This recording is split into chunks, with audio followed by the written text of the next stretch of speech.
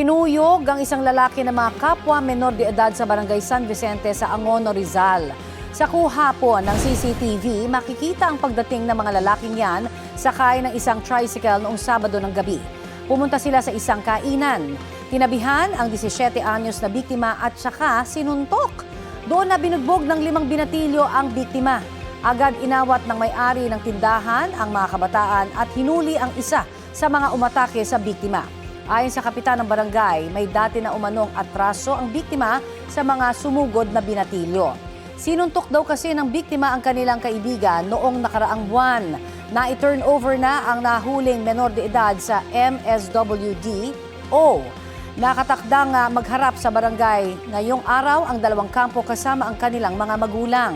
Kahapon, sinampahan na ng reklamo ng biktima ang 3 pang menor de edad na taga-barangay Kalayaan. Wala pa silang pahayag.